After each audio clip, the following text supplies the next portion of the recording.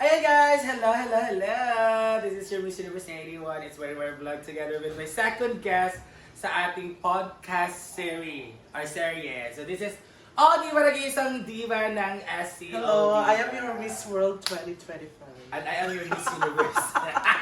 Charot lang. Hello po sa lahat. Mag-claim ng mga mag-claim Oo. ng mga pageant title. Yes. So by the way, this podcast of mine is all about yung kamustahin natin ng SC, kakamustahin natin yung 2025 nila, and kakamustahin natin yung 2026 nila, what are they looking for sa 2026. So first question, how's your 2025? Since New Year na ngayon, which is 2025 is very steady lang. Steady chill, lang. calm, ayan. Oo, meron namang mga ups and downs, but hindi siya masyadong basta nasa gitna lang siya. Hindi siya masyadong Not broke broke or not happy. nasa lang siya, steady lang siya yun, my 2025. Kasi kalma lang. walang love life, Correct. Wala Di ba? tayong- Kasi isa sa nagpapasakit ng ulo mo pag may love life ka, medyo may problema or something. Pero sa health naman, okay naman. Family, okay lahat. Basta 2025 is steady lang. I cannot say na bongga siya, bongga-bongga. correct. So, we got the idea nga very steady lang yung dito. Ang ganda dito, kaya pwede ka mag-ana-ana. Di ba? Nanabi yung mga podcast. Tony Talks. Tony Talks, ano pa ba yung Buya Bunda Talk. So maganda. Ganda ng setup namin. So thank you so much. Ganda na ng bahay nila. So as what I have said earlier, siya talagang pinakawan mayaman. Uy, hindi Hindi ay mayaman in terms of family, ayun. Yes. Mayaman din in terms of setup sa bahay. Isa sa may pinamagandang bahay. Simulat sa pool pa sa SC guys, siya talaga yung Yes. may pinakabongga. Kasi ang ganda ng ano na setup ng bahay niyo because malawak talaga. It can accommodate a lot of people compare noon sa amin. So second, naging maayos ang kay Bakang, di ba? Si Oo, kay Bakang. Bakang. Dahil si Lyra, sa Kamigin na si Lyra hindi dito sa Tapos si Brenda rin nagpapansyon. Tapos kami na Dayan. Pero hindi malawak sa amin yung mga nag-renovate na sa mga bahay-bahay. Sila kasi Pero at bongga ang least may renovation. improvement. May improvement na. Oo. Bongga ang mga Lahat. renovation na dito. So second question is, what is in 2025 that you are thankful for? English talaga. Charot. Ay, pwede naman Bisaya. Ay, The Asa Tagalog. Miss World. Charot. This word. I am thankful for the people na nakasama ka sa 2025. And I hope kasama ko sila this year, 2026. Correct. Kasi they're very supportive, andyan lang sila always. And minsan, may mga times na may mga some of our medyo misunderstanding sa friends and family, but at the end of the day, magkakasama and nagsusuportahan naman. So I'm thankful for the people who have been with me last 2025. So thank you all. Pita ako check out kung nag-under. Nag-under, wala. Sige, chika, tan ko ano ni under ni siya.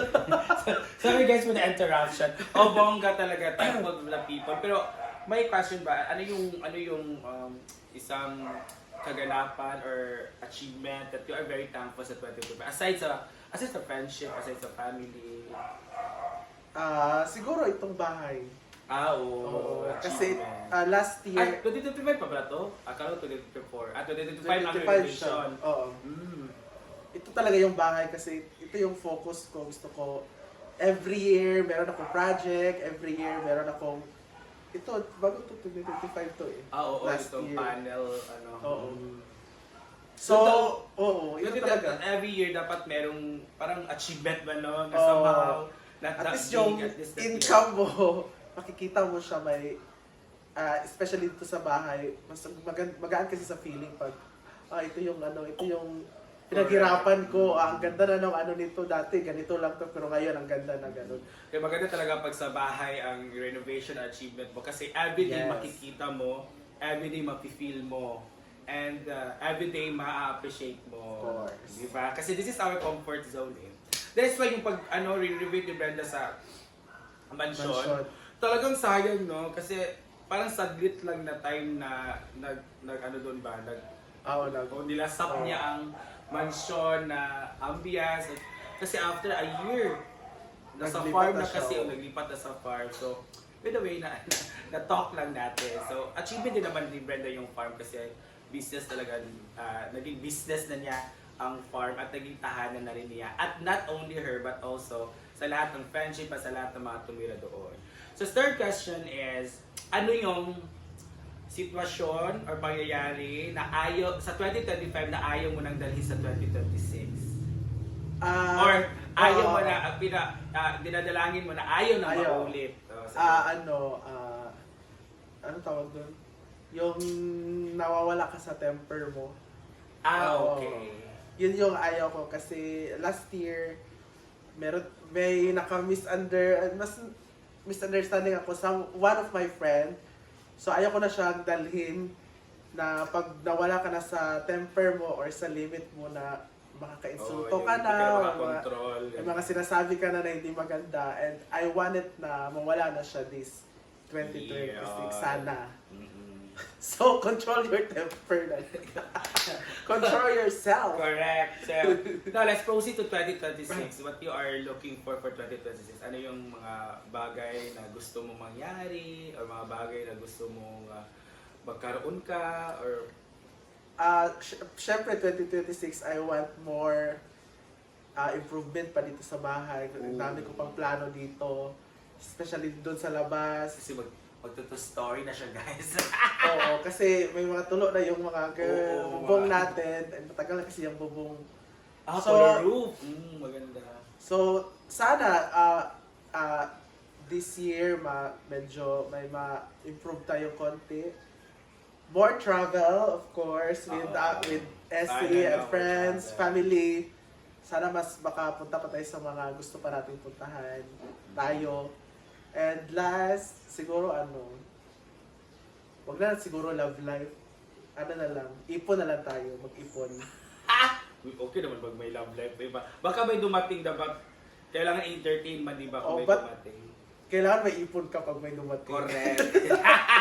The perfect thing to say. So, yan lang, or ipon to na do lang. is mag-ipon para para you are parang you are ready for everything anong mangyayari or ano pang mangyayari sa buhay natin. So looking forward to 2026 na magiging mayari yan sa lahat ng mga pinapangarap natin. So, have you heard the issue about yung trans woman is woman? Yes. What's your opinion about that? Kasi we are also bringing the banner of LGBTQ. So kailangan din marinig nila kung ano yung mga natin, mga tawag dito, opinion or comment about the issue of trans woman is a woman. I think it's about pareho to sinisipon din ako. Puso ngayon eh. Sabi nga nila kasi pag feeling daw nila babae sila, so ina-accept nila ang sarili nila as babae. But what about the others? Yes, the people around. Accept ba nila na babae ka? Correct. So you have to respect your sa'yo, irespeto mo rin yung opinion nila. Di ba? Kasi you cannot assess yourself. Dapat ang ma-assess sa iyo is yung mga tao na napapalibot sa iyo. So hindi lahat tatanggapin ka. Yung iba naman, susuportahan ka naman. Oo. You can please everyone. O, di ba? Diba? So, meron ding so, respect na lang, no? Respect. Each opinions. Parang gano'n. Kasi sa kanila, hindi. Ayaw nila. Inirespetuhin mo. Oo, correct. Diba? Kung gusto mo. If you feel na that you're a woman, if you're a trans woman, then trans woman is a woman, then go with it. That's your opinion. That's your paniniwala. So, pero kung ayaw ng ibang tao sa paniniwala mo, so respeto na lang kasi you can't, hindi mo pwedeng mabali yung paniniwala nila para i-convert sa paniniwala mo because we have our own opinion, we have our own comment about everything. Parang gano'n. Diba? Kasi yung iba nakagalit. Tinatawag silang ganito, nakaganon. Tapos yung iba is pinanganak silang lalaki. Pinanganak silang babae sa katawan ng lalaki. I am a woman that trapped in the body of man. Diba may mga ganon daw. Babae daw talaga sila. Soul talaga, soul. So ngayon na lang, ganito. The last part also of my podcast is, that we are done with the current issue. Ngayon naman ay, I will name names of Essie and then you will describe them or her or his or her. Herm. It na lang. Describe mo sila in one word. Okay. Okay. How about brand damage? Brand damage, very giver. Giver. One word, giver. Althea. Ma'am si G. Althea, hardworking. Yes, very. Si Gwen. Gwen is... Nakuisip eh. Paldok. Charot lang si Gwen. Gwen is very brave. Yes. Sobrang Matapang tapang ni talaga Gwen. siya. Bakang. Bakang is very... Charot. Sabihin sa ako. Bakang is very steady. Steady lang. Chill Kalma lang. lang. Chill. Kalma lang, chill lang. Jigjag. Jigjag is very outgoing. Charot lang. Ano siya, Oo. May si Jigjag man. Gusto niya very outgoing. Pag gusto mo anong party-party, gusto? gusto mo umalis, si Jigjag Jigjag talaga isama mo. So, hindi ka to.